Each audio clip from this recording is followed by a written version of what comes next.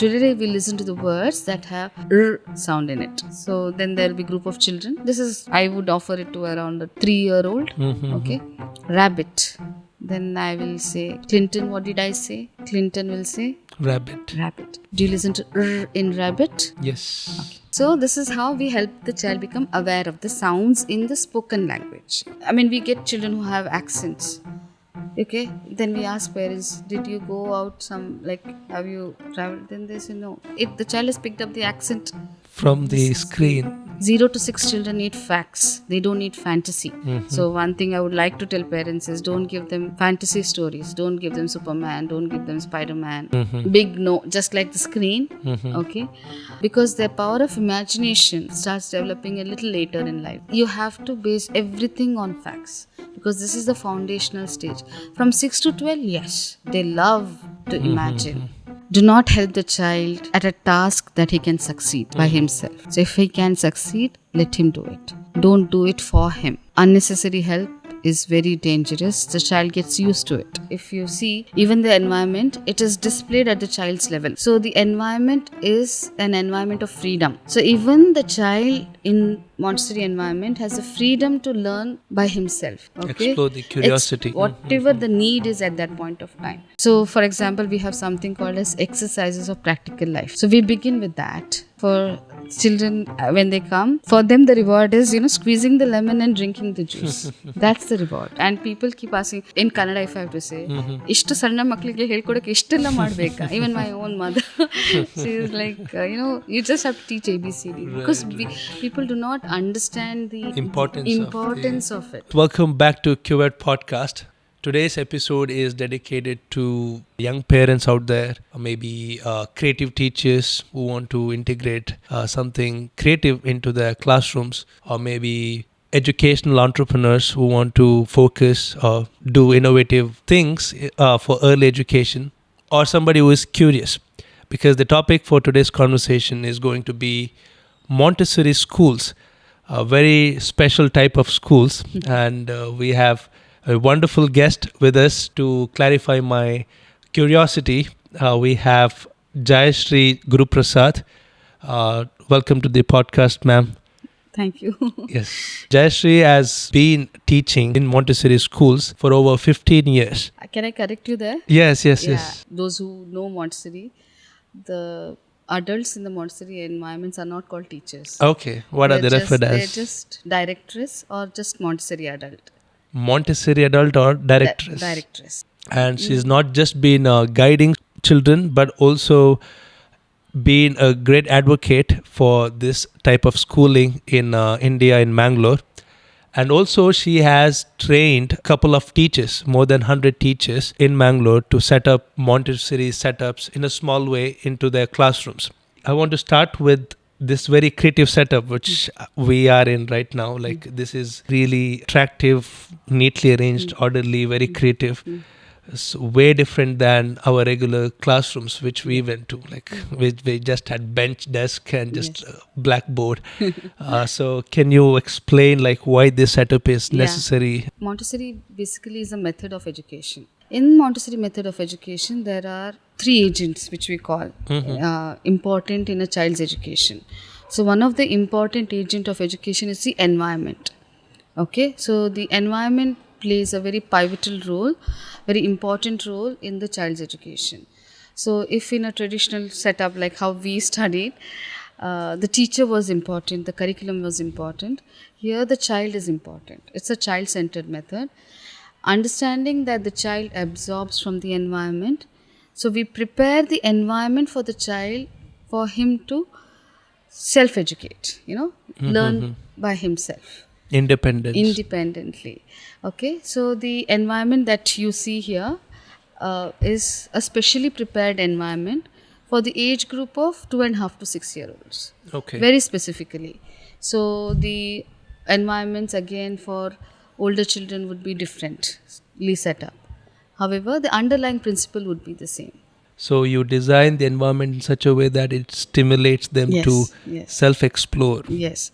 There are many reasons how environment, we say the environment is the most unobtrusive amongst, anything. So if I want to learn something, I can just learn from my environment. So whatever you want the child to learn, if it is available in the environment, the child can pick it up. It should be offered to the child in that way. Can you So, give me an example for me to imagine better? Yeah. For example, children, especially between 3 to 6, they are absorbing language from the environment. That's the best example. Wow. We are not born with language. Right. I always say we have the hardware. Okay, the software is programmed into us through our environment. Okay, so the language is picked up by the child, and whichever environment the child is in, that language he picks it up. It can be Bengali, it can be Marathi, it can be Russian. But you are not born with the language. You are born with whatever tools you need to acquire that language. And how does a child acquire language? By absorbing it from his environment. So if you speak that language, the child will pick that up. If you speak Konkani, the child will pick up Konkani. If you speak Marathi, he'll pick up Marathi. In fact, Dr. Montessori says the child can pick up to 14. I mean, we have seen up to 5, but he has that capacity to pick up so many languages in the period of 0 to 6. Wow. Okay. Yeah, it just has to be alive in the environment. So how is it different from traditional schooling, if you would say? In a sense, traditional school does this, we don't do this here. Okay, so there are many. Okay, first and foremost, it is if a traditional system is teacher-centered or curriculum-centered, we are child-centered. When I say child-centered, it means that we don't have a fixed curriculum. Okay, so it is like what the child needs to learn at this stage. What are the developmental needs of the child? We call it as if the child has to at the age of 6. Until then, he is developing something, right?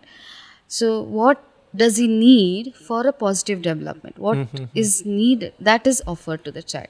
It is not some board is giving you, okay, the child has to learn ABCD. Right. No, it's not like that. There is a pace given. Like at this time, they have to finish. There is no timetable. There is no, like this is what has to be completed. The teacher, whatever the teacher says the child has to do. Okay, another important, when you talked about the environment, if you see even the environment, it is displayed at the child's level, whatever it is.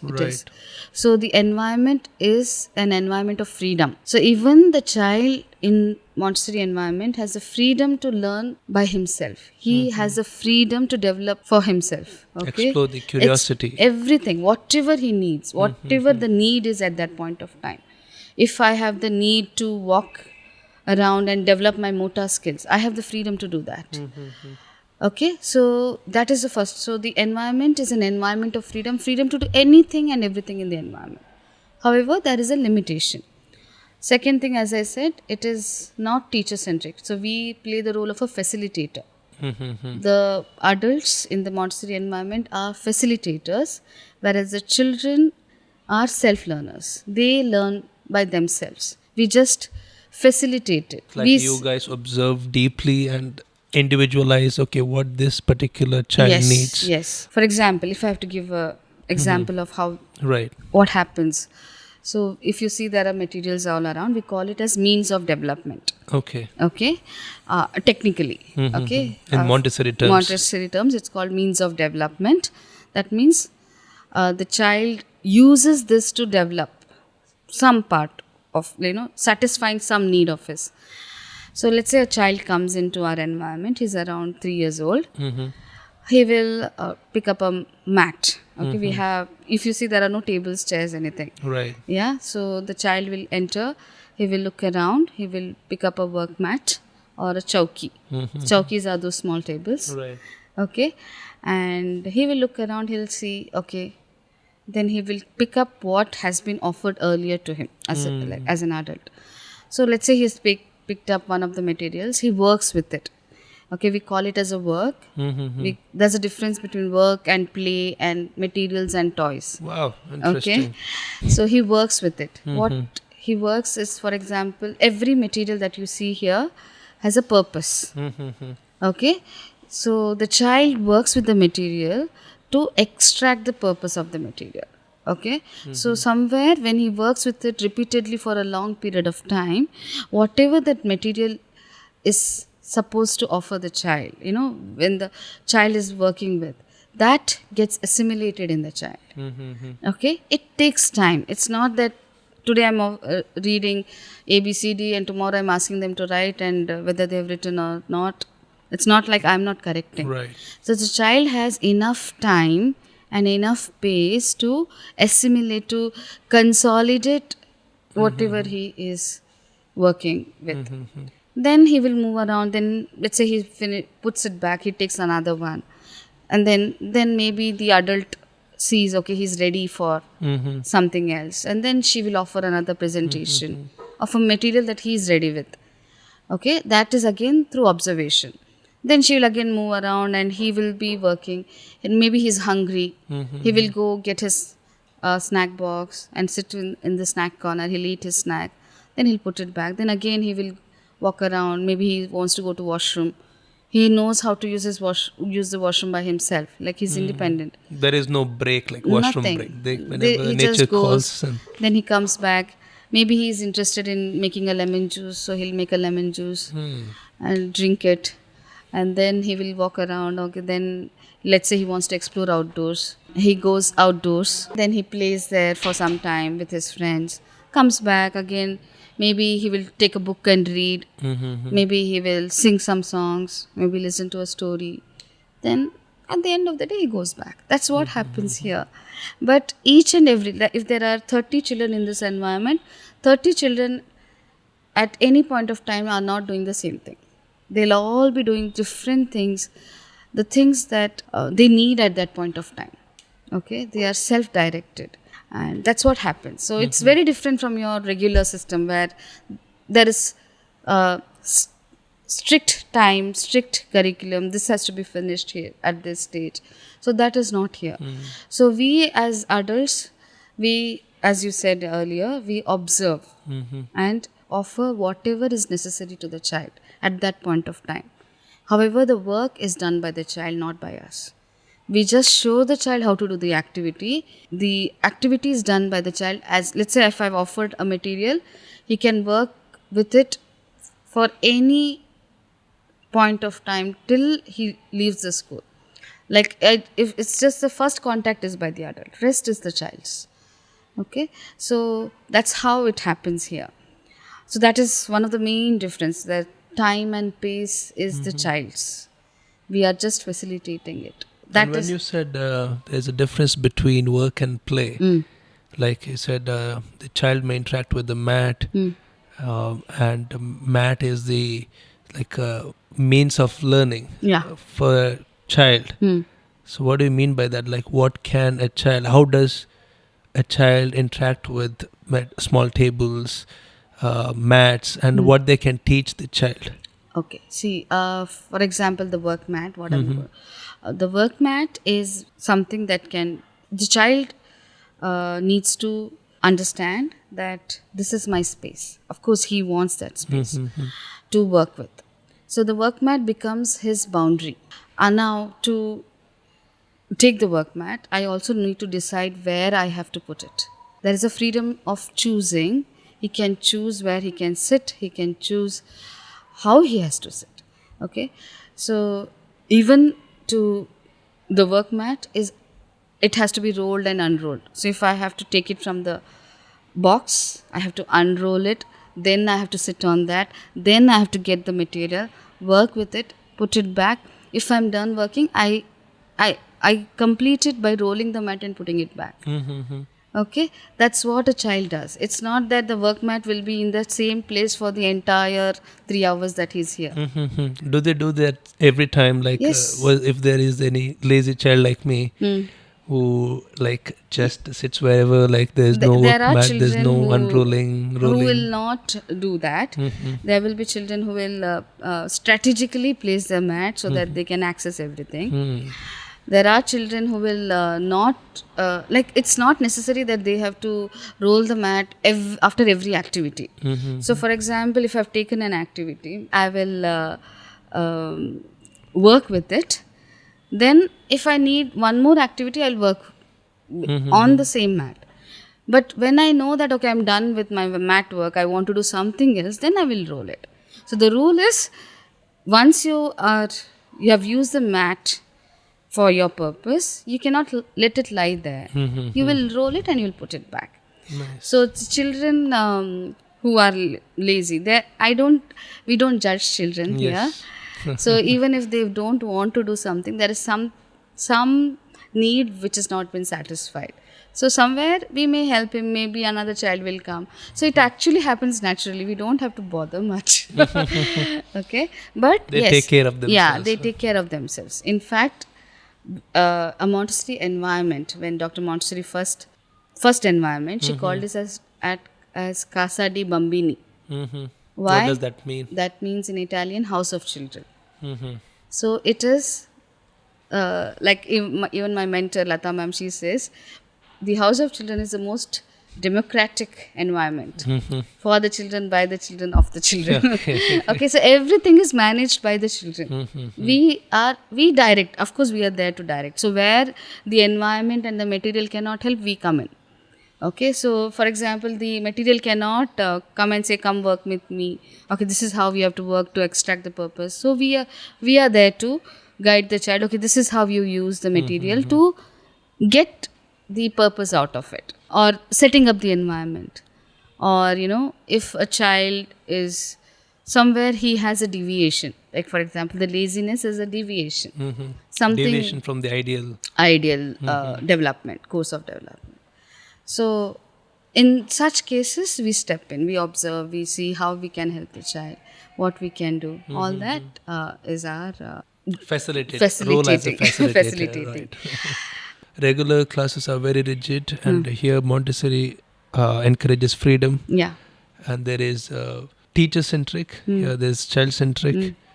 There is everything is stuck by timetable. Here there is children can I mean it's Work. yeah, They develop at their own pace. own pace and own curiosity. Yeah. What are the philosophy or principles Principles. which Montessori is based on, like basic principles? See, main principle is education as an aid to life. Okay. Okay. So it's not, the education is not for just to clear your grade 1 examination or to get a admission, or it is for your just to clear some marks, or just to get knowledge. It's not bombardment of information. It's not for that. So education is in par with life. So whatever the child needs to live now and later, that is offered as an education to the child. So that is the first and foremost principle. Second principle is follow the child.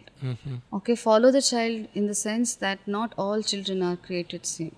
So we give the example, like you may be brothers and sisters in your home, but you may have the same environment. You are born from the same parents, but still you will be different.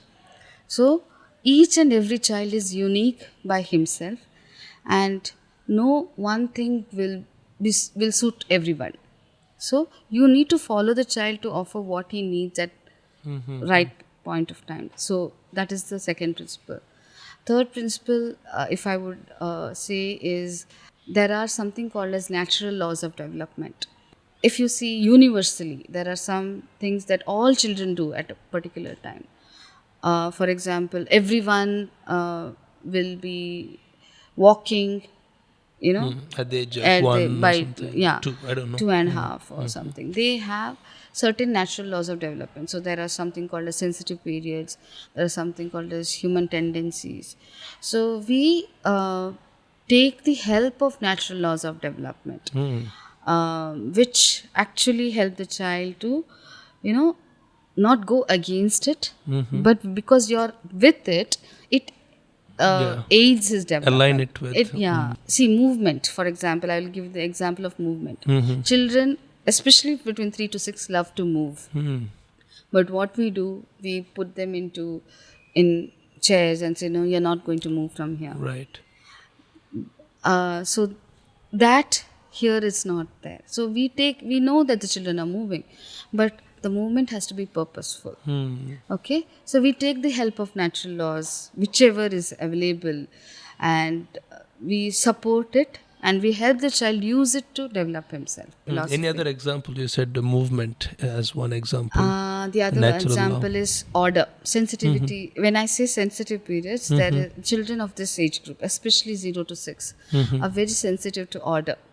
What does that mean? Order means The things are supposed to be in that not order. only things, order in everything.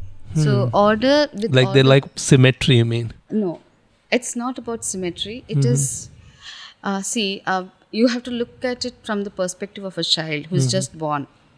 Okay. Okay. You have to look at it from there. So from that point of time, if you see, the child needs to orient himself. For him, everything is new. Okay. The best example I would say is, let's say you're looking at a child who is around 1 year old, and you have beard. So one day you just shave your beard and go. Most of the time the child will start crying. It is because it is, for him, your face is associated with the beard. Yes. That's how he sees you every day. And suddenly there's a disruption. Okay? So he needs a firm footing in this world. And for that he needs order to extract. Now, if everything is confused, he will not be able to. Like, he needs proper things to kept in proper place for him to orient himself. To find, let's say you enter your house, okay, and every day the arrangement is different. You'll be completely confused. You'll be disoriented. So they can't rely on the memory. Yes, Okay, if yes. they like that toy, it was supposed to be in that place only. yes. If they don't find that toy in that place, Then it it's- disrupts them. Right. That's So why for they cry. them, Okay. the external order becomes the internal order. The external order that is in the environment, what is there in the environment, even the way we speak. Okay, if a child, if I speak to the child today, like, okay, today you're not allowed to go outside. Okay, and tomorrow I say, no, you can go outside. There is no order in the way I'm speaking also. So for the child, it is a foundation, and the foundation cannot be shaky. My daughter, my older one, when we were in the US, we used to buy grocery from an Indian store. There was one, we make one dosa which is called as uppuli dosa, that has red chilies included in it. On one trip to the grocery store, I could not buy the same brand. I bought a different brand. When I used that, and she didn't eat it. So then this kept on happening. Then I realized, when I got that she is so sensitive to even to the taste of what you and me are not sensitive to. We have lost that sensitivity, but the children are. So they see the world very differently from us. So Dr. Montessori says that it's like two lives. Okay, this is the adult and the child. You cannot do everything, offer everything which is a miniature to the child. Okay. If adult needs, like the cough syrup, if the adult needs 10 ml, the child is given 5 ml. It's not like that. The child is a separate entity by himself. And what you have to offer to the child is very different from what you offer to the adult. Looking at the child as a separate individual, an individual who is going to become an adult in the future, that how to help him in that stage. And what I need to provide at this stage, so that, later on, he is a complete personality by himself. Like, he's a balanced individual. He is a member of the society. What he is born to achieve, he achieves. So that is what Montessori education is about. To help the child achieve his potential, whatever it may be. So we have a saying like, if you plant a mango seed, you'll only get a mango tree. You'll not get an apple tree. Right. So what you plant, you get. Yes. So if the child has a potential to become a musician, you have to help him become that, not somebody else. Do you get to know in the early stage, like what are they really gifted in? Not always. But yes, some children show some inclination towards something, but most of the time children here, they just live. I mean, if you ask a child who goes to Montessori, what did you do today? I did nothing. For them it is like a regular day, just like how they live at home. It's just like a regular day. They just live here. Okay. So it is not like they are going to school and writing and reading and learning something. Writing and reading is included, but the difference is literacy is not the only education here. Like, how do you integrate read and write in Montessori Reading setting? and writing, don't you think is necessary for life? No, very much. No, So how do then- you, like, when you said there are 30 children in the environment, and maybe let's say like 80% are involved in their own individual activities. How do you like help them read or write in Okay, the the literacy part of it. Literacy is something that all of us need, especially to live in society. Otherwise, I don't need it. If I have to live by myself, the only time I read or write is when I write. In fact, now, because good that you're writing notes, but children don't see people writing. They Right. usually use computers. However, we call writing as self-expression, graphical self-expression. emptying your mind also sometimes. Yeah, let's say if I want to say something, Right. I use writing. Yeah, so that is for, even for the child. So if the child wants to write his favorite color, that is his self-expression. Interesting. They don't write what I write. They don't copy from the board. Right. Okay, it's not copying from the board. It is not. It is about what I want to write. Okay, so now writing is a completely different ball game. It has its preparations much earlier. So Right. there are many things involved. So first you have to have necessary motor skills. You need to know the letters. You need to know the sounds of the letters. Now when I say sounds, again, it is not how we were taught. Right. So we were taught as A, B, C, D. Here we say, we call it as phonetic level, phonetic analysis. Okay, so the child is helped in phonetic analysis of, sounds, breaking up the word into sounds, analyzing it, then synthesizing it as one word. If I would say writing and reading, now as I said, communication is one key thing for a human. So when children come in at around 2.5, 3, mainly the communication is on how we help in English communication is we have stories, rhymes, that's a normal thing. Then we have something called as scenic pictures. Then we have sandpaper letters. We have object boxes, which gently guide him towards. He doesn't still use Without a his pencil. knowledge. Yeah, he's not using a pencil.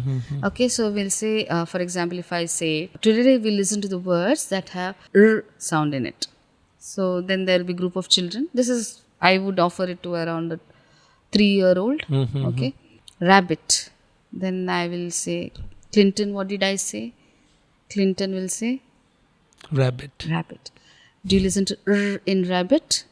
Yes. Okay. So this is how we help the child become aware of the sounds in the spoken language. Right. Okay. Then we have letters that fix the sounds. Okay, that's how we look at it. Okay, the letters actually fix the sound. So we say okay, the sandpaper letter. So he's not using the pencil yet. Then we help him analyze the sounds in words. Okay, so for example, laptop. What are the sounds in laptop? L, ap, t, op. Okay, so he's analyzing. Okay, then we help him as it goes forward. Then he will show an interest in writing himself. He himself will show the interest in writing because he's doing the sandpaper letter tracing. He is listening to sounds. So it starts, it has started assimilating in him and he wants to apply it. Okay, so then he shows interest in writing and he starts writing. Okay, the letters. And then we offer activities that will renew his interest in writing. So we don't stop at only the ones which do not have spelling difficulties. So for example, laptop is like one sound, one symbol. But then if you take words like ship, it is, if I say the sound, is a sh, e. Okay, so then the child will say, whenever you listen to sh, we use We show it this way. We don't say we use S and H or anything. So when you offer more and more words which are in a very methodical manner, the child is constantly, continuously being, Memory is being developed inside. it's just, it's, so we call it, we say that the child has a core and a periphery. What? Core and a periphery. Not, okay. not only child, all of us. Okay. So whatever we offer to the periphery, for it, we offer it to the periphery. It has to reach the core. It takes time, and when it reaches the core, then it has been internalized. Okay, so this keeps happening. So these preparations happen. Then he starts writing. Then we give him encouragement to write. So we give him different. We give him words. We've been giving him words, experiences. Then at, we say at around 6 months after he's been able to write, then he starts reading. Again, the same way we help him to read too. So it is not like as soon as he enters, he's offered reading and writing. It's a process. It's a complete. So if he at 2.5, he's just listening to sounds, 2.5, 3. By the time he's 6, he's reading, he's writing. Some children are such good readers, they can read, I mean, excellently. Okay, so it is a preparation for writing. So what we don't offer anything that the child is not ready for. So how do you know the interest in literacy? Interest in it, everybody has it. It's a need. Wow, okay. Everybody wants to do it. Children want to do it. Nice. However, they are not offered it at the right time. That's why you see all those reluctance to write and read. Right. And also not, taught in a different way in traditional school. You guys focus more on phonetic than on the letters or the alphabets. Yes. Of course, phonetics we do. is important. Yes, phonetics, because the base is there. The child's introduction to language is there. Okay, so another philosophy of Montessori is like whatever is offered is based on the past conquest. What is I have already achieved before this? What I need currently. So past conquest, present need at this point of time. And how will it help me in future? So whatever we give, it is always based on what the child has achieved earlier. It's like inspired by rule of life. Yeah. Like Past conquest, present need, future purpose. Interesting. We touched upon the principles. You said child-centric, Movement. the developmental period aligned with the universe, like the natural laws of developmental periods. Yeah. You mentioned that that walking. You gave an example on walking. The sensitive periods, like from 0 to 6, when they are very great. Like brain starts They are developing. sensitive to many things. Many things. Okay, so 0 to 6 sensitivity is for language also.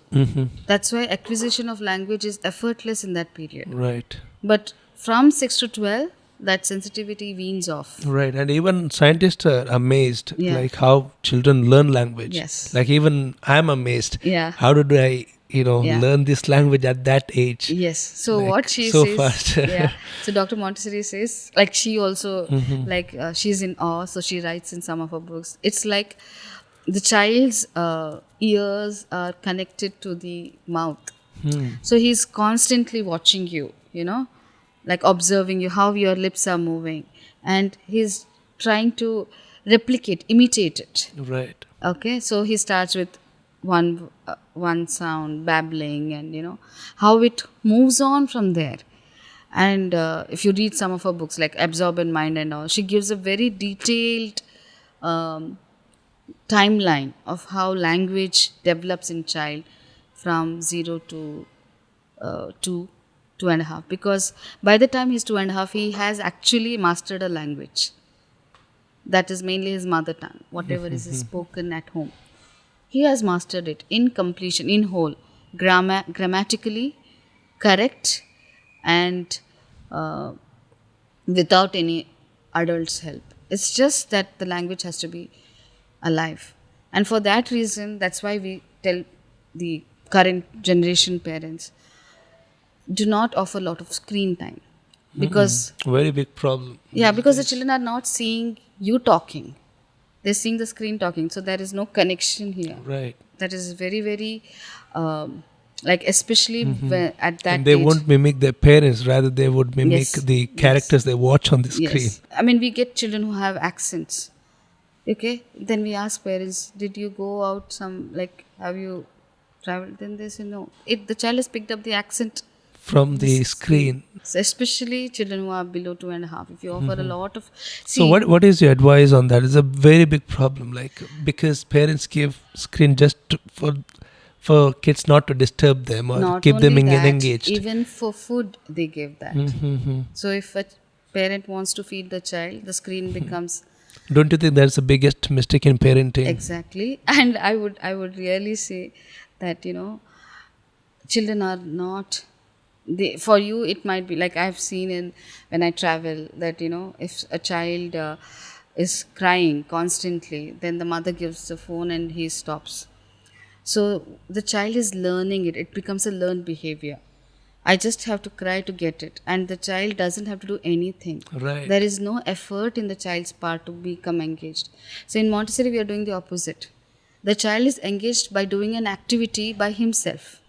Okay. So the screen time is very harmful for the child. And what happens at that point of time, if you give it so much, to undo it, it becomes really, really difficult, Right. even at 0 to 6. Right. It takes effort from parents, from the schools where they are going, and sometimes the effects are so severe that we cannot do anything. Right. It would have set in stone because the child has been so habituated to it. So I said, no, the order. So if a child has been constantly being given food with the phone, that becomes his order. Okay, so Dr. Montessori is one of the most important thing is for adults to help the child construct his personality, because that is what the child needs. At the age of 6, he is a complete personality. So whatever you and me are today is what we are at that age 6. Why at 6? Because all the development is done, most of it is done at that point of time. Whatever is needed as humans. After 6, it is like, build upon whatever we have.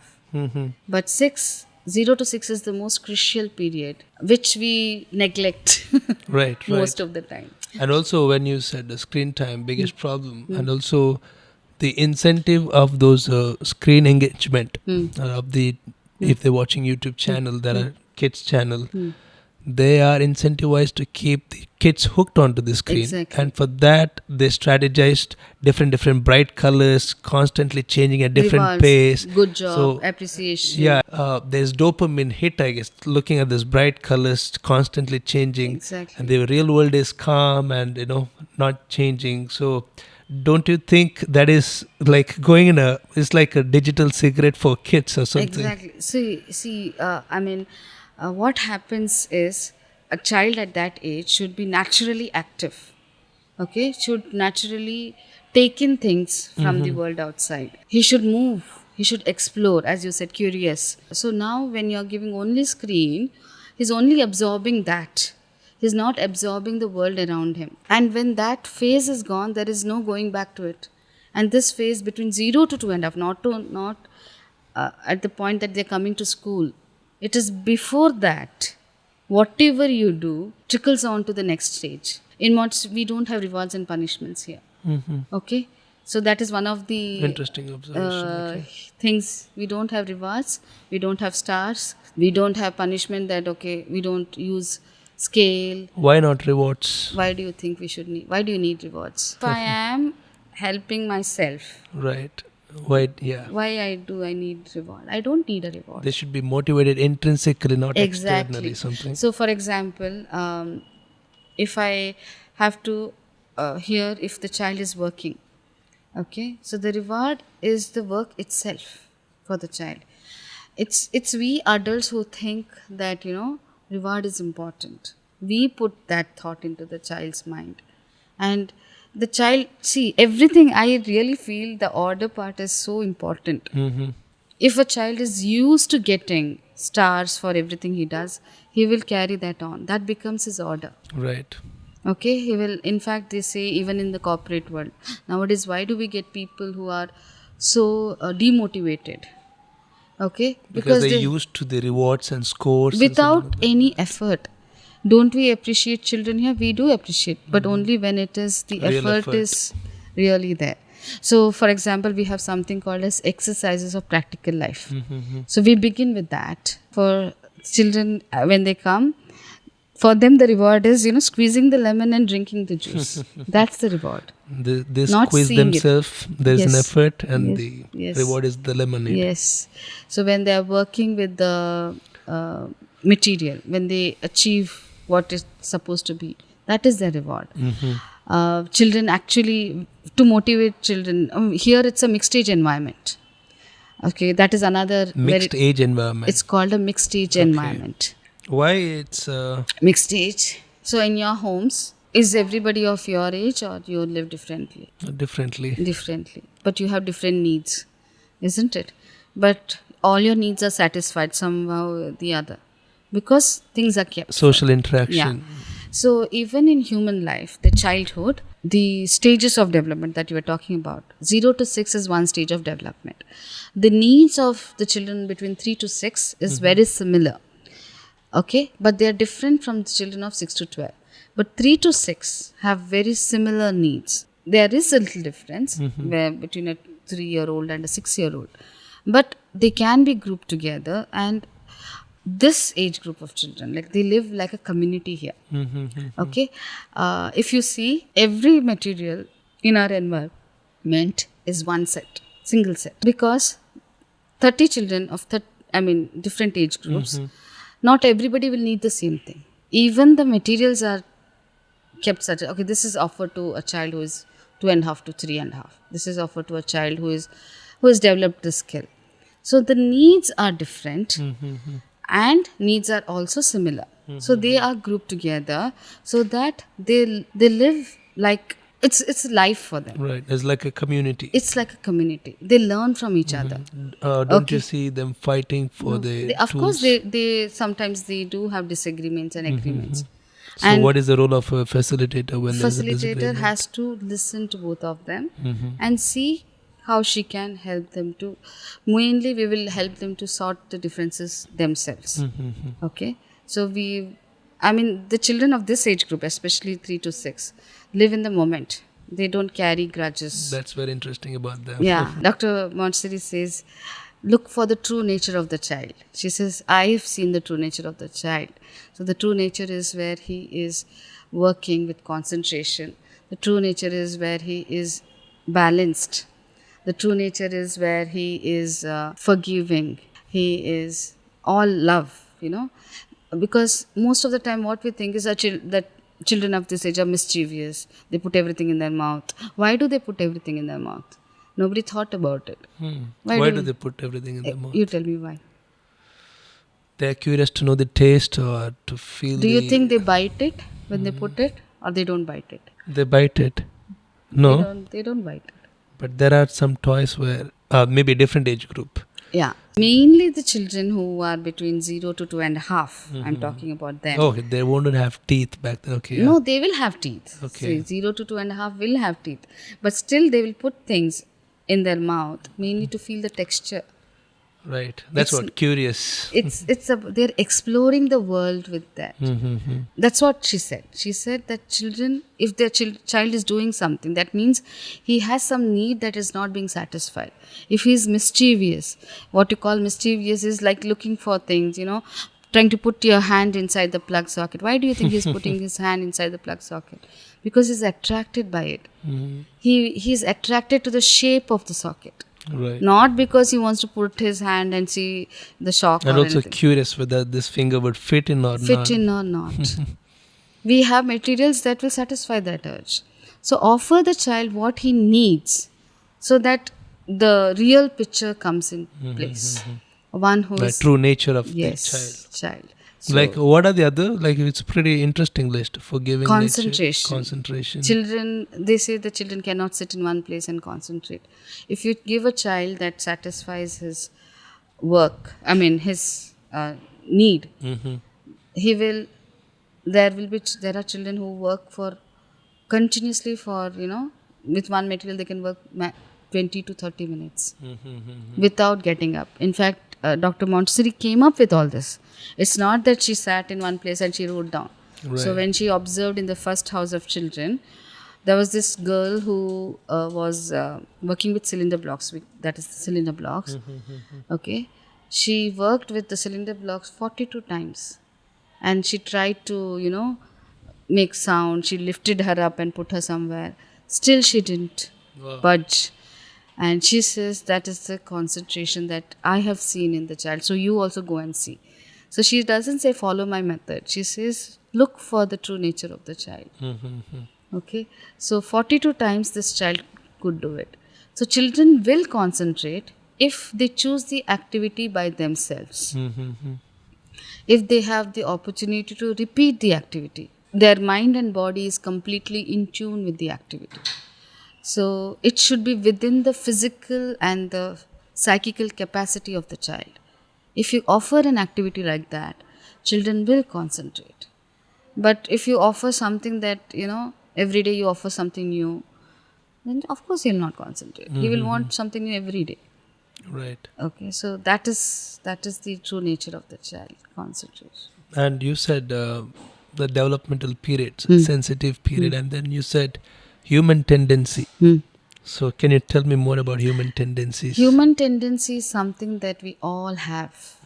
All humans all over the world. Yes, like what are those? Exploration, tendency to exploration, tendency to communicate, tendency to order, tendency to think and act. Okay, so all these human tendencies are there in everybody, and it is there even in children. Children also want to explore, and children also want to put their thought into action. Though they don't realize it, of course they want to put their thought into action. They don't do things without thought. Okay, so but they don't get the opportunities. Okay, exploration is like when I learn something, when I want to find out more about it. That is my tendency to explore. So here when we offer materials to the children, we give that opportunity to explore by themselves, and tendency to think, tendency to develop the intelligence also. We do that. We give them all that opportunities that they need. Then tendency to communicate, as I said, we all have that very, very, very intrinsic need. Tendency to adapt. Okay, that is very, like humans, one of the reasons. Like, well, this is example. I mean, this is very interesting. Tendency to adapt. Adapt. So how do you translate that in the child environment? For example, not only children, but if I take humans are the only species who can live anywhere in the world. Right. Right? They will either adapt to the environment or they'll adopt the environment. Yes. So something they'll do. So in children, in the beginning, they adapt to the home environment. Then they adapt to the neighborhood environment. They find out whatever they need, and they start building that personality. So if you and me are something we have adapted from our homes, from our neighborhoods, from our school environment. We have adapted it. We adapted by assimilating it into ourselves. We figure out what we need. For example, in Montessori environment, children need to adapt to the way of living here.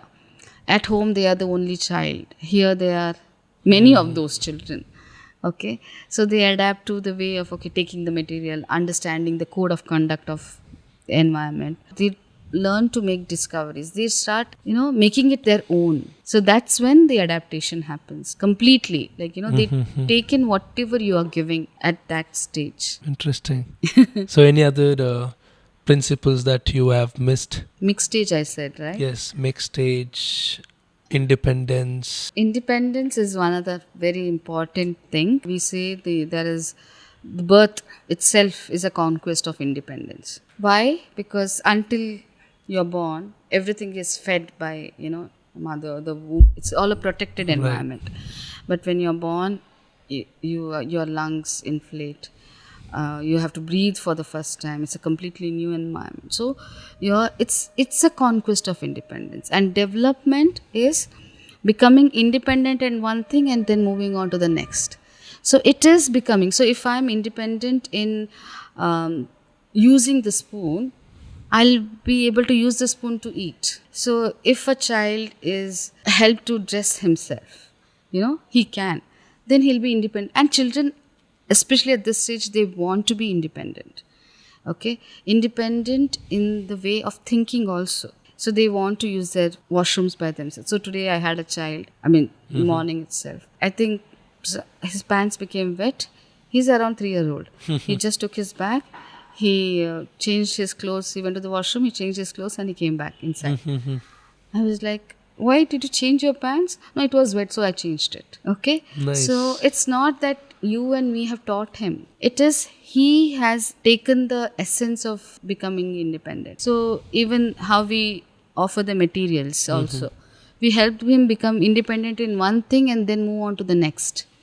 So development also, like you become independent in using your laptop, you move on to other features of the laptop. All over our lives, we try to become independent at something. And children more so. They don't want to be dependent. Right. Do you think that is the parental mistake when they help children in every way? So another philosophy, whatever help you offer, it should be necessary and sufficient. What is Can you explore this more so that parents can understand the mistakes? Necessary. Let's say the child he has to wear his shoes to go to school. What is the necessary help that I need to give? You tell me. Provide the shoes. Provide the shoes. That is one thing. What kind of shoes? Will you give a lace shoe? Will you accessible shoes? Something that he with can. With the Velcro. You know that the child can only use his motor skills so much. Limited motor skills. Right. So in that, what is the best thing that I can give which he can wear by himself? So maybe a croc. Okay, which is the simplest one. Is there any other help that I need? So should I help him wear it or should I show him how to wear it? Show him. If I show him, if I wear my shoes and I say, see how I wear my shoes. See where I keep my legs. Okay, so the child actually at this stage learns by imitation too. Right? Lots of imitation happens here. So he will also imitate, observe your movements and do it. That's your necessary and sufficient help. You don't have to do more. What is unnecessary is every time you hold his leg and you put his shoes or giving him something that he cannot wear no matter what by himself. And he has to keep asking for someone. Right. Okay. So sufficient enough for me to wear it. But I don't need to overdo anything. And child doesn't feel independent also in that approach. That's my necessary. Food. Let's say you are taking the example of food. How do we help the child eat independently? How do we help? We have to show him how to eat. Okay? You eat along with the child. Right. You put the table. You you set the table. You sit along with the child. You also eat. The child will also eat. What will you give the child? Necessary help is, the cutlery, the hands, whatever. It should be for the child. Like, if he spills anything, there should be something that he knows how to pick it up. Okay? So all that is necessary and sufficient help. You don't have to feed the child. Neither you have to show the mobile to the child to, eat. Don't offer him too many choices. Don't offer him only one thing. Offer him varieties. But it should be like, okay, should today do some help, not complicate things. Not complicate things. You don't have to give him things which is not necessary. Sometimes we get lunch boxes which are filled with things. The child looking at the box only, it's overwhelmed. How can I finish so much? Give him things that he can eat by himself. Give him something that he can eat. That helping developing healthy habits all comes from home. So all those are like, these are the basic things like food, wearing clothes. Clothes the children can wear by themselves. In US when I was there, my daughter, during the winter, they were shown how to wear the jacket by themselves. Okay, so they just had to put their hand inside and they had to wear it. So they don't need help there also. And that boosts the child's confidence. I can do it. I can help myself. Instead of being dependent on even the correction here is auto-correction. We don't correct the child. What do you mean by that? It's like, why not correct See, it? for example, because we look at what the purpose of the activity is. So somewhere we also help the child to look at the cues. We call it as control of error. So for example, a child is shown how to pour water. We have a jug and we have glasses. So there is an indication mark in the glasses. The child is shown to pour only till that point. So that is one way of helping the child. Okay, I only pour so much so that there is no spill. Then we have a way of showing how to pour it. Then thirdly, we show the child, we say the child, if there is a spill, we use this cloth. So then we show the child how to dab it. You don't have to go afterwards. If there is a spill, the child will take thing and he'll clean it up. So even the correction wise, he's then that is a complete independence. Okay, even some of the materials that the Dr. Montessori has made, that also some of them have, the correction inbuilt in them. So when you're placing a glass down, if I'm not gentle, it'll make a noise. So how we help the child to place it gently? We said, see, I did not make any noise. So the You noise, make them observe things. awareness, to do things where you're complete, your body and mind is not separate. And also I realized noticing things is a great skill. Yes. Like we should teach kids how to notice You the should not, symmetry. you don't have to teach. You not just have teach, I will to, say, make them, yeah. you just have to put it in your Right. environment. That's it. And you step back. The skill of noticing things is really, really, Really important. important. This is, I realized very recently Yes. that certain people, why they are great, because they notice things that Which- others miss. Exactly. Something like that. Exactly. So the children also, in fact, if you take a child, whatever in children, if you have very young children at home, if there is a speck of dust in the floor, you may not notice it, but he will go and.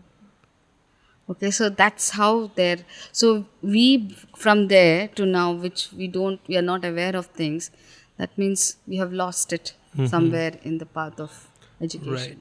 Right, absolutely. So that's a skill that we need.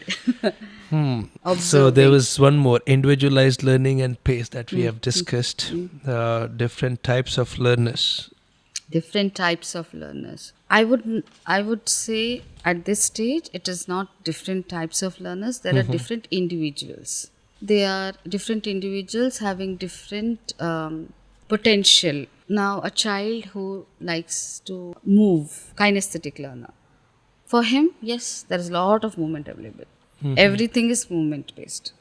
For a child who is musically inclined, who likes to learn through music, of course we have, we do sing a lot of songs. Music again is something that is rhythmic, arithmetic. Someone who needs to think intellectually, who thinks a lot, So for them also we have this materials and we don't stop a child. Let's say a child, he's around 3, but notice that he can do more.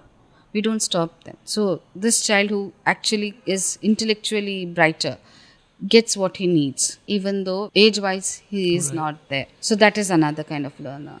Then if you take social learners, lot of social things. Communication. There is a freedom of expression here. When I say environment of freedom, it's a freedom of expression. So yesterday this little girl came to me and said, do you know, ma'am, I'm wearing a socks today. I said, okay. When I grow up, I'll wear my brother's socks. I said, okay. And he will wear mine.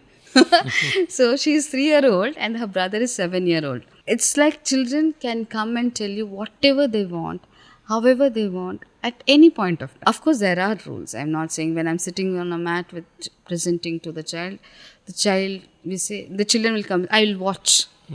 They say that and they'll sit and they'll watch. But do they have freedom to talk? Yes. Do they have freedom to talk to their peers and find out what they did yesterday? Yes. So there is a lot of, do they have the freedom to look at others and learn? Yes. So that is also there. Then comes to natural learners who like learning from the nature. There is a lot of things, especially when we go outdoors. There also we see some children are naturally inclined to, plants and animals and bugs and insects. And when we work with the material inside also language, We have a lot of materials which talk about these natural, like they give the names, and we see children interested in that area, leaves and plants and all. So for every learner, there is something that he can take. It's up to the child how he can receive it. So that is one of the main things. Do you also have activities where it boost their social skills, their emotional intelligence, Yeah. something like that? So activities as such as no, but as they are sitting here, emotional intelligence, if I have to say, because their materials are single sets. So now, if, for example, I want to work with Pink Tower, but Pink Tower is not there on the shelf. So what do I do? Either I have to look for another material, or I have to wait. Okay, that develops your patience. Now, let's say a child is having that Pink Tower. So what some children do is they'll go and sit next to him. They'll keep waiting. These things are not taught. Okay, it happens naturally. A child is feeling something. Okay, now I said children work here, but do the children have freedom not to work? Yes. But of course, we will not wait for a long time. We will see, okay, today he is not in a mood to work. He can just sit by the window and watch the sun outside. Today we had a child who had just come from vacation. He kept moving around, moving around. It's okay. That's fine. He will do it tomorrow. But will we help him do it? Yes. So emotionally, the child is, one thing is, child is never felt that he is lower than anybody. Okay, nobody judges him here. Okay, so that is very, very important.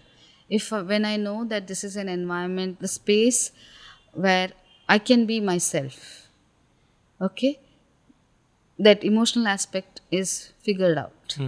Okay, the second thing about social skill, learning to take turns, patience. When I have a material in my hand, if another child is waiting, it's up to me whether I can finish it. And there are children who do that. I will finish it for you. Sometimes they do it. Sometimes we stop them, like you say, let him finish their work. But I'm saying that they have opportunities like this, where they can develop their social skills, their confidence. Do they show violence here? Sometimes yes. Okay, but we show them how to regulate it. We say, we use our hands. See, most of the times children don't do things because they want to do it. There is something that has happened which is bothering them, and we need to figure out that, and we help them with that. Okay, so psychologically also and children learn best from each other. They just look at around, when just being in the environment solves most of their problems. Social intelligence. That's it. Completely. Even the way we display things, they don't even have to come and ask us what I have to do. They can do it by themselves. So Nice. that solves most of our problems. You don't have to do an extra class for that. I mean, is it just for 0 to 6, or Montessori is just Montessori, also as for I above said 6 years? Earlier, it's a method of education. It is very popular for 3 to 6, not even 0 to 6. There is a toddler thing also.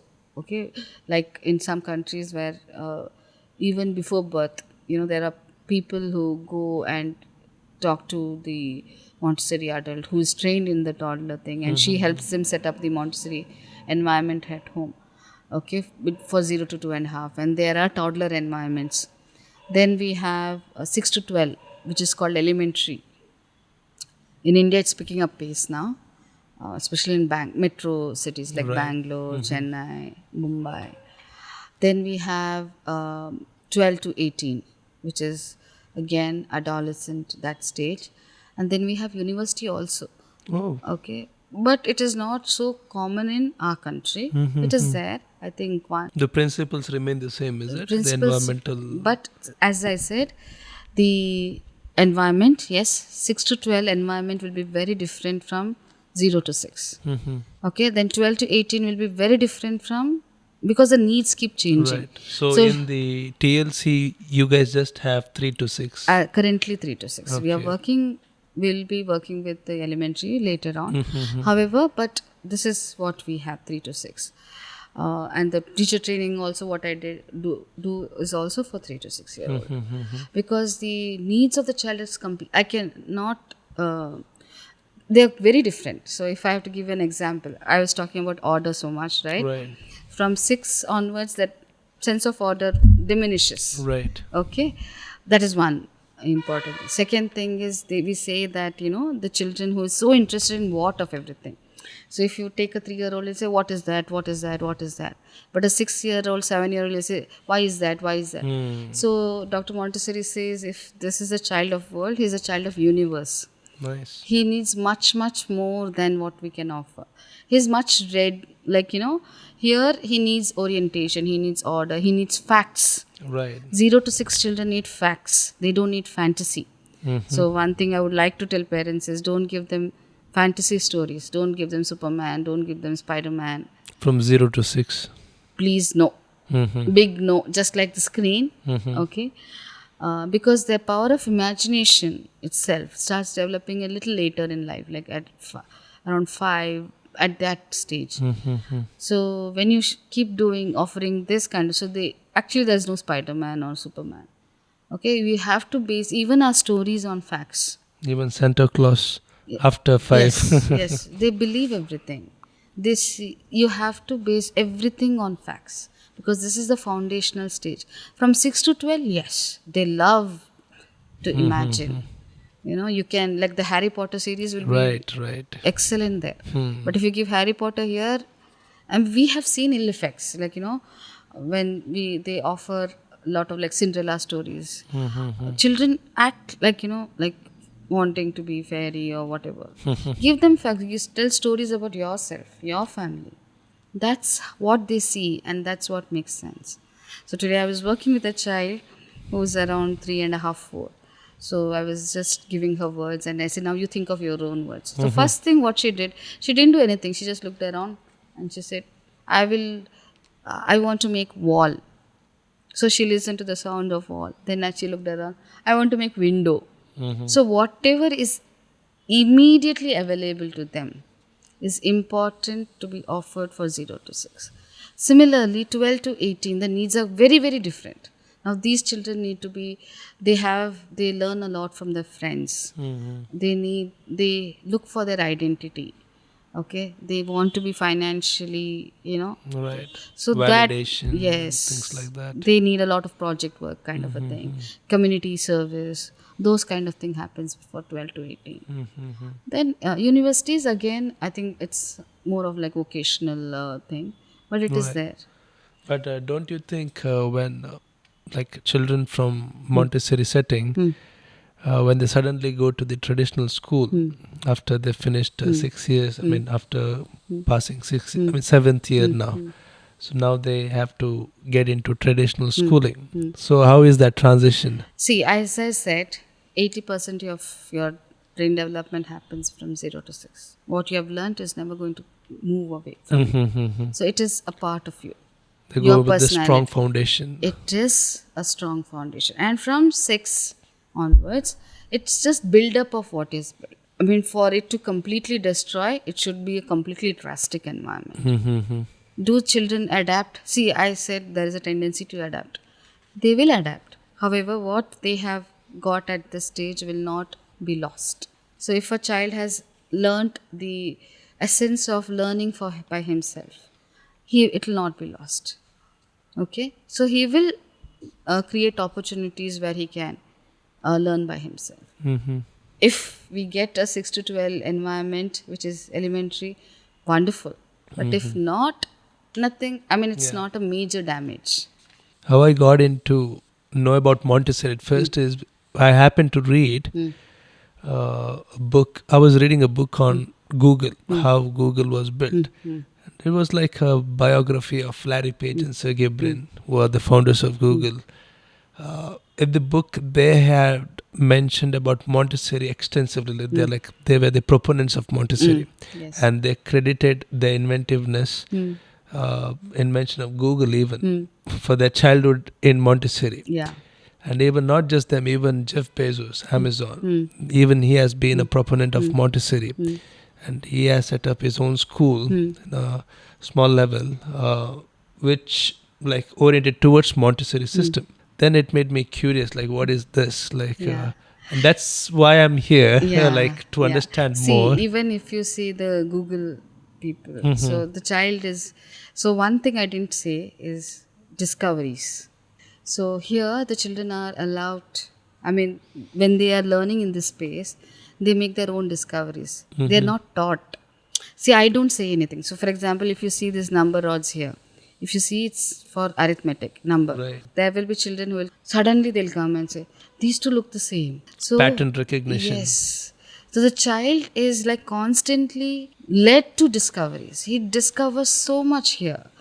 You know, some discoveries you can say it, some discoveries you cannot say it. Sometimes I've even seen like there is something called as colored cylinders there. I've seen children arranging it like a Fibonacci sequence, like, you know, like spiral. We show them one way of working. They come up with their own way. However, we see that if it is if it is helping or not.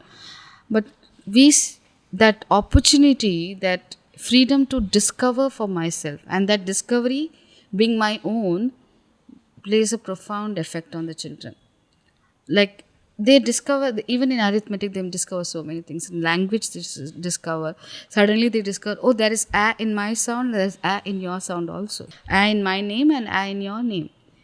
And they will start reading. Suddenly they'll discover, oh, I can read. The joy of discovering by myself, finding out for myself. But the preparation has been there from our side. The push has been there without the child realizing it. So that is where I think Montessori stands out. You allow the child to live his life in completion, a holistic development, completely. When we talk about sensorial materials, we have. What do you mean by sensorial materials? So that's what I'll come to that. So when we talk about development, there's lots to develop. So in Montessori, we have 5 main areas. Like we have exercise of practical life, we have sensorial, arithmetic, language, and culture. Oh, interesting. Okay. Can you repeat that? Exercises of practical life, Okay. sensorial, arithmetic, language, and culture. Okay, so exercises of practical life are skills that help the children become independent, the daily life activities which we do at home. But here we offer to the children with a very different purpose.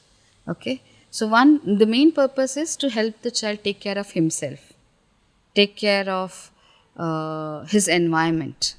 Okay, like your sweeping, your mopping. You will see children will spill and then they'll get the mop and they'll start, cleaning. Nice. Or they will arrange the mats or whatever. Okay, so that is taking care of environment. Then taking care of self, like, dressing or even food, that way is taking care of self. When I'm hungry, I go and eat. Maintaining social relations. So we have social behavior activities. We have how to offer. Even if I have to offer a pencil to you, there is a way of offering so that you are able to use it immediately and it doesn't hurt me or you. Okay, so those are exercise of practical life. The purpose is that. However, it indirectly helps a child to, go into normal path of development by strengthening his willpower, by strengthening his motor skills, by strengthening his intelligence. Now, how it happens is like, when a child is coming at 2.5 or 3, he sees his parents doing things like his mama is cleaning or papa is cleaning, they are cooking food. He's doing so many things, but he's not allowed to do those. And those are activities that he's familiar with. When he's coming to us, what I talked about, past conquest. His past conquest is based on what he sees at home. So when he comes here, these are familiar things. So his intelligence understands, okay, the broom is used for sweeping, the knife is used for chopping. So his intelligence starts strengthening. I'm using my intelligence. So when I use it, of course it will strengthen. Then willpower. What was not offered to me earlier, if I'm offering it here, I'm going and choosing it. So I want it. Willpower is I will do it. Like, when does your willpower strengthen? When you're able to choose independently and you're able to complete it. So this task is the child knows how to do it. We just show it and is naturally interested in it because he sees his parents doing it, his neighborhood aunties doing it, whatever. So the willpower develops. And the third thing that develops is the motor skills.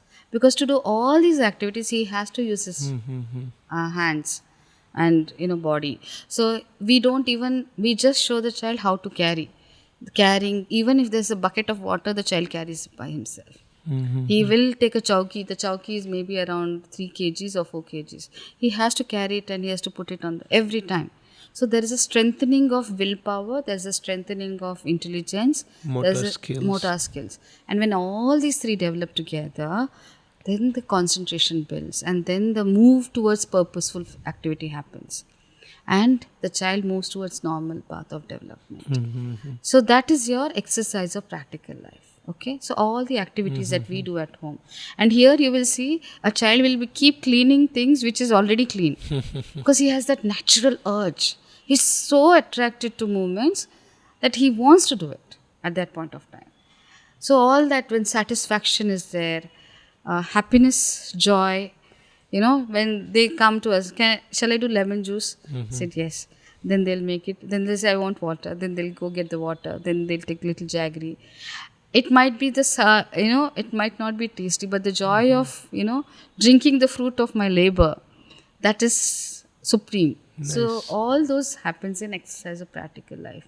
So what happens in sensorial? So sensorial is, how do we learn? How we have intelligence, right? But what is the source for the intelligence? How does the intelligence get the input? Where does it get input from? Senses. In fact, in Montessori, we have 10 senses. We don't have 5. Interesting. Okay. And the sensorial materials help the child to develop intelligence through activities where he uses those senses. What are those 10 senses? Okay, you tell me. Visual. Correct. Visual is for what? Visual sense. Okay, colors. Colors, then?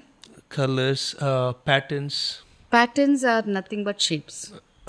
Shapes. Shapes and colors, right? Okay, colors, shapes.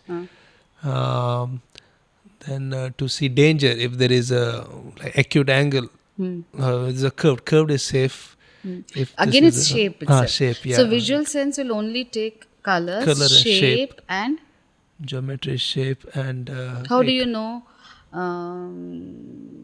something is... Wait, let me think. This is interesting. Think. Color, shape, light is color. Color, shape and? Movement. It should be a physical property of matter. Movement, how do you know something is moving? It's a change of displacement. Position. Position. Okay. When something moves, what happens to it? What happens to it? That's the question. Okay. Yeah. It changes the position. So what do you see now is that... Static. This is static. So you have to think of static, physical property of matter. So color, shape and what else? Physical weight. Weight you can see. No. Size. Yeah. Right. Simple thing. So visual is color, shapes and size. So the child will... we take these 3 things mainly. Then auditory, what do you take? Sound. It can be loud, soft, noise, music, right? Pattern, again. Again, music is regular and irregular. Right. Okay. Then comes to olfactory. Smell. Then you have Taste. Yes.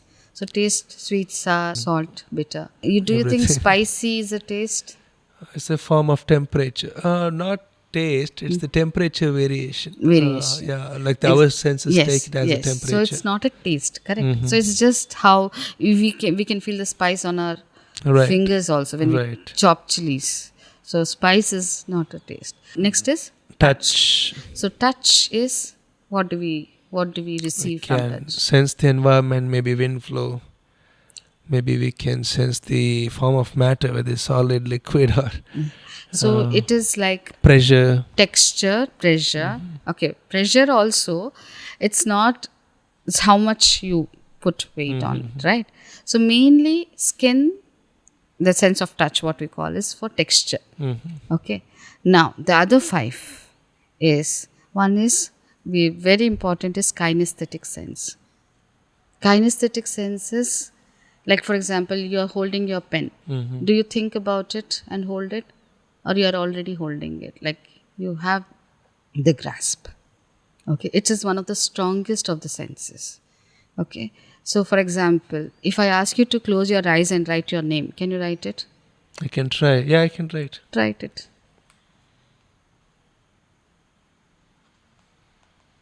Yeah, written perfectly. Your muscular sense did that. Mm-hmm. Okay, so there is a sense which is muscular sense in all of us, which actually helps you to sense the how much your muscles have to contract, how much you have to expand, how position, direction, everything. So kinesthetic sense is like even when you're going in bus, suddenly if I'm sleeping in the bus, your muscles know that you have to get down in this stop. Right. Your muscles know it. So once you learn walking, you'll always walk. Once you learn to talk, because your muscles, and what one part of, like for example, if I know how to write a with my hand, fingers, I can write a with my legs also. The muscle memory is so strong that every muscle will know that. And that is one of the very important senses which we actually neglect. What is the next? Next, tell me. Reflex. Like if I touch hot object, if I reflect, That is a reflex. That is not okay. sense. Common sense. Just kidding. No. It's again, see, we are talking about Temperature. physical property, temperature. But the organ is the same. It's the skin itself. Skin, yeah. But there are other receptors, they say. Right. Okay. So it's thermic sense. We call it thermic sense. So thermic sense. That's a temperature. Okay, that's a sense as well. Okay, I answered it right. Temperature. Correctly. Okay, nice. Then, soft. Okay, that texture. Hard, soft. Hard soft is actually pressure. How Pressure, much you push yeah, it. right. But it is not considered as a sense so much. But it is there. Have you heard the word baric? Barometer? Yeah, that's pressure. Pressure, Right. baric, Mechanosense. weight, Weight. Okay. sense of weight. Okay, so we feel the heaviness or lightness of something. It's again a physical property of matter. Your cotton can look very light, can look voluminous, but it will be very light. So that is also baric sense. We call it as baric sense. Then you have finally this, you will not get it, so I'm saying stereognostic sense. Sound presence, is it? It's the blind man sense. It's a combination of many senses. So like, let's say if I have a bag and if I want to pick up something from my bag, I can use all my fingers and I can pick that up. Right? Like in a bag you have keys. How do you pick it up without even looking at it? So you feel the object as a whole, identifying as object as a whole without even looking at it, without using your visual sense. That is your stereognostic. So it's called blind man sense for a reason, because visual sense is not. And also when we put the gear, right? That is muscular. No, even not the sense of energy needed, but also which, like without even looking at it, first gear, second gear, like the That sense is- of space, like sense that is again muscular. Stereognostic is feeling it in a complete, you feel it completely as a whole. You don't have to look it. Seeing with your hands, to see with your hands. Okay, it is to find out where the gear is. That is your stereognostic sense. Yeah, find out where the gear and which position is first and second gear is. But your how to move, how much to move, and all is your that is muscular. Okay, so that is your stereognostic sense. And the last one is sense of pain, which we don't use. Which is internal or outside? Sense of pain is very, very interesting, because it lets us know that we are alive. Okay, but it is not a pleasure experience, and especially for children. Do they encounter in the Montessori environment? Pain as like if they get hurt somewhere, if they are chopping something. Right. That's all. But we don't use it as an educational thing. See, we don't hit children, of course. We don't do it. So sense of pain is important to humans, because it tells you, like if something is wrong in your body, what lets you know? The pain. And pain is something that, tells you Tells that our boundary, what not to do. exactly. But for children, it is not pleasureful, and we will not bring it. We don't want something to be associated with pain for the child. Right. So those are your 10 senses. Before 2.5, when the child comes, we were talking about, the child is exploring, finding out, putting things in the mouth, and all. The child is taking impressions, we say, from the surroundings. He's taking everything. He doesn't know that this is color or shape or size. It's just like a mess in his brain. Okay, the intelligence is not yet developed to understand that, okay, this is color, this is shape.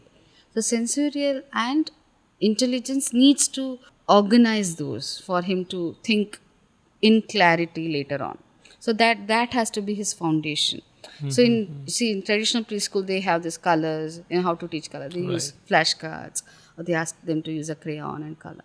Here we have materials which help the child learn those physical properties of matter, and also at the same time use those senses in a way it has to be, and develop that intelligence.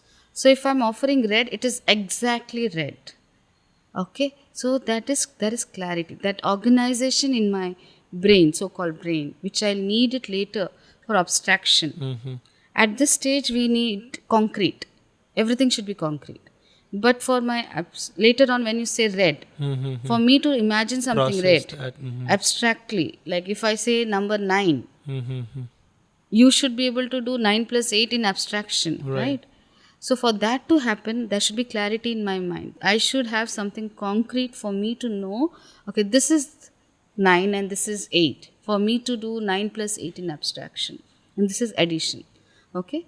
So that is how at that stage, the child is not ready for abstraction. He needs concrete things to, clear off, to lay the foundation. So sensorial materials allows you to do that. So every material here helps the child to become conscious of one physical property of matter. Okay? So on that shelf, like one is for colors, one is for shapes, one is for sizes, one is for texture.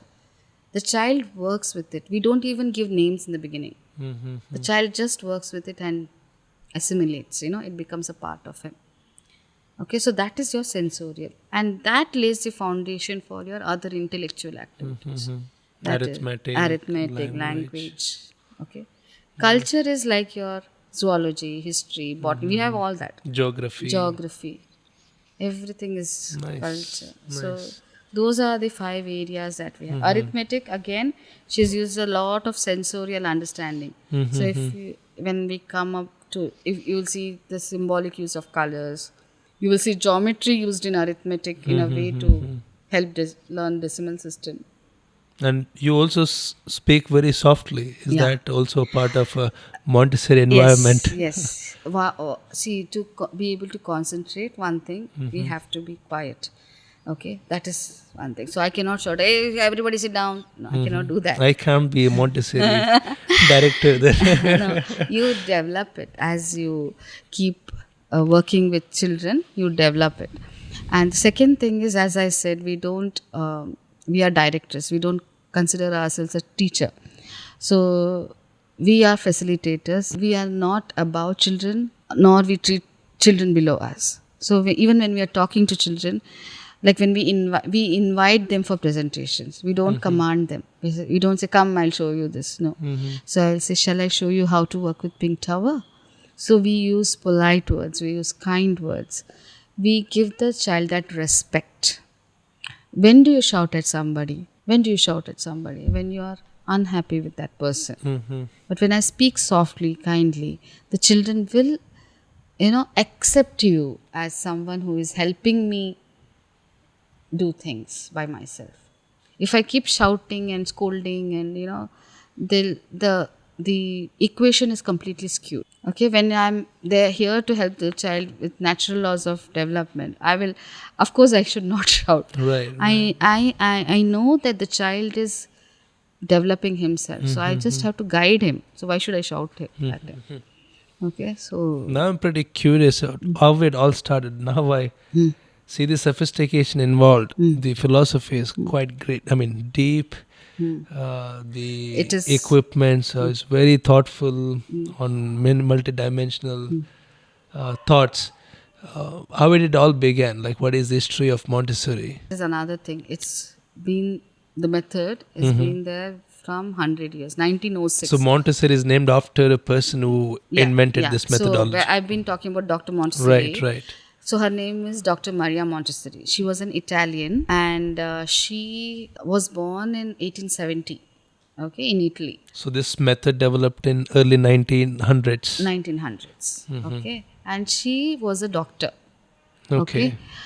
She was one of the first female doctors in Italy. So she was she was put in a psychiatric ward, and where there were children who didn't have, they were called idiots at that point of time, and who didn't have necessary stimulation. Right, and the IQ level is below 100 or something. So what she did is she read up, she found people who actually worked with such children. Namely, like, Dr. Sigan, Dr. Itard, before her. Okay, so she brought their materials and she started helping them. In the meantime, she also, she used to talk a lot. She was very vocal, okay, about education, about women, and how they're suffering. So her reputation spread. At one point of time, somebody asked her to, because she was working with these kind of children, somebody asked her to open a school for such children, and there she used a lot of some of these materials, and at the end, because the government I think the government asked her at that point of time, they also did a test with the normal children and the children whom she helped, and these children did very well, more than expected, and the ones who were supposed to be normal, they didn't do so well. So she found, like, how can this happen? So somewhere there was a turn, like, if I adopt similar methods even for the normal children, maybe their education will become better, maybe. So that's what her understanding was. So she was also she did her I think anthropology she did. She was working as a psychiatrist, she was undergoing learning psychology. So in Rome, and she also read a lot of Dr. Sigan's and Dr. Ritard's book. In fact, she says in one of her books that she hand wrote in Italian, translated entirely what Sigan had wrote about these materials and his philosophy, so that it becomes a part of her. Like when you write, it becomes a part of you. So she doesn't have to memorize or anything. So that much of passion she had. So she got an opportunity from a builder in Italy, and he had this building which was abandoned, and she found a space to establish no, this the school. laborer children were there. Children below 6 were not cared for. Rest of them, either they were going to school or the mothers were taking. But 3 to 6 were the ones who were not cared for. And he was worried that these children are going to spoil the building, and because he had built it to sell later. So, and so he called her and he said, now you take care of these children. She took the opportunity, and in 1906 she opened it. She just kept some materials in cupboards. I mean, they were not displayed like this. And she kept 2 ladies who were one was stitching, seamstress is what she called. And another, I don't remember what exactly. So both of them didn't have any training on teaching. Okay, so but she told them 2 things: you observe the children and you let me know every day what happens. So she would also go. So she could do the psychometric. So she wanted to evaluate also. Then as and when the days unfolded, so once they realized that the children, when they were taking materials, she realized that they were also putting it back in its place.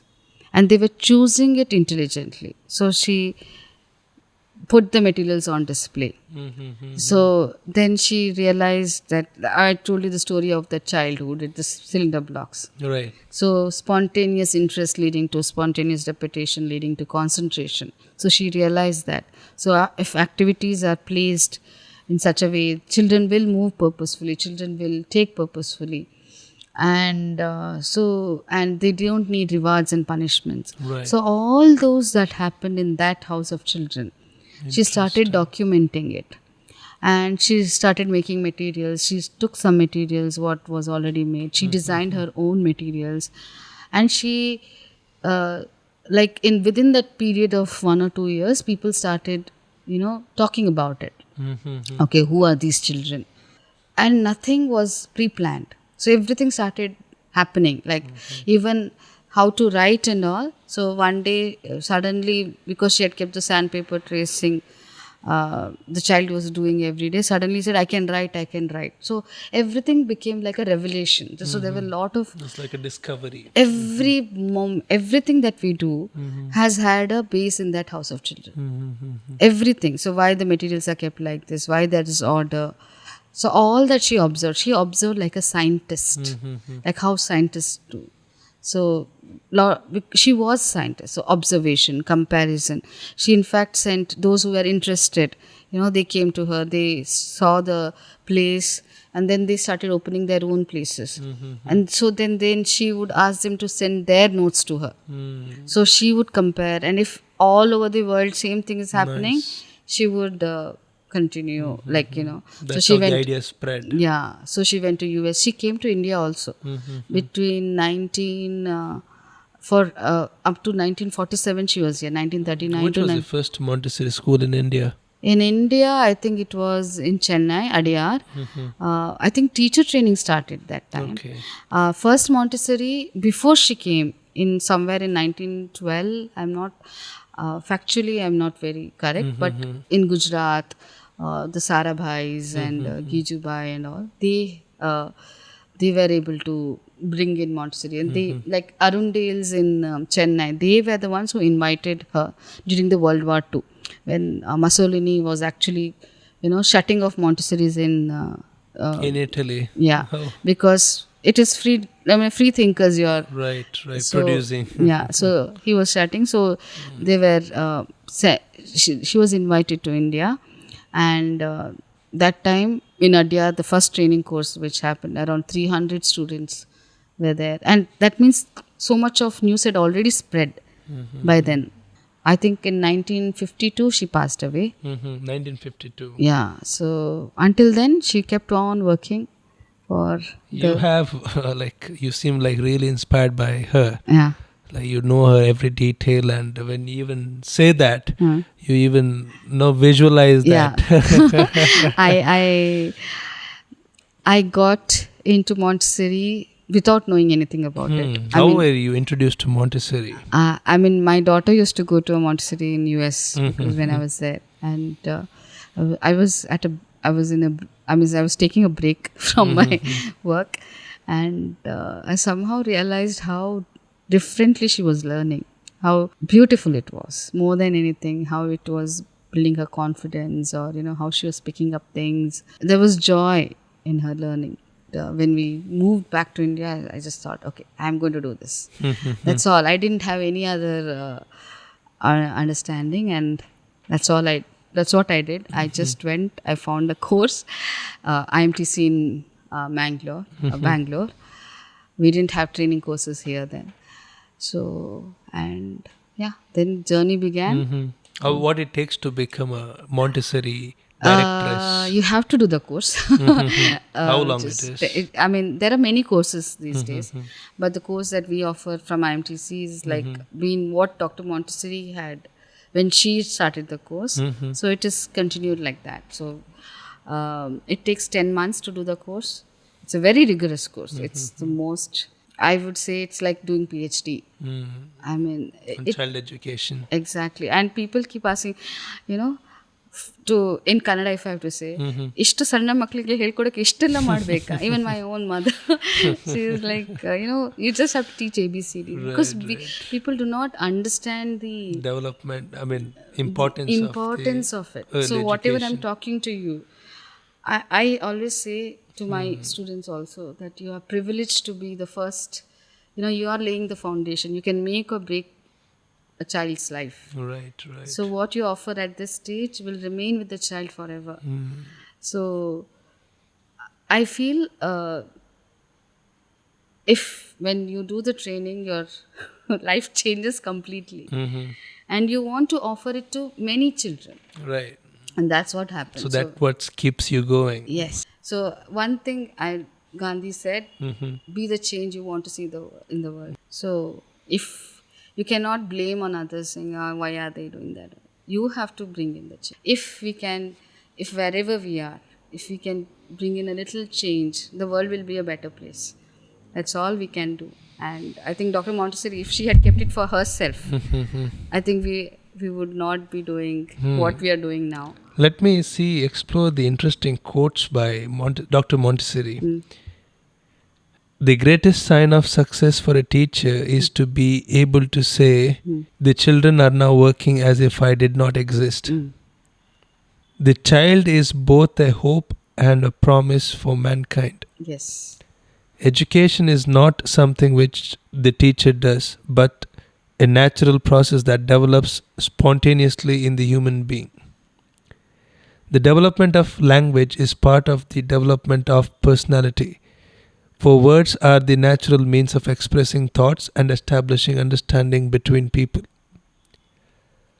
Child does not work in order to move or in order to become intelligent. He works to adapt to his environment. It is essential that he has many experiences in the environment if he is to do this. The child's will only begins to act after the conscious mind is sufficiently developed. Until then, we must speak of the will of nature and not of the will of the individual. Very important. Yeah, that is when she talks about like 0 to 2.5. The nature drives the child. After 2.5, the conscious mind sets in. The willpower is Conscious. exercised. Nice. It is not that man must develop in order to work, but that man must work in order to develop. The work of the hand is the expression of psychic growth. Yes.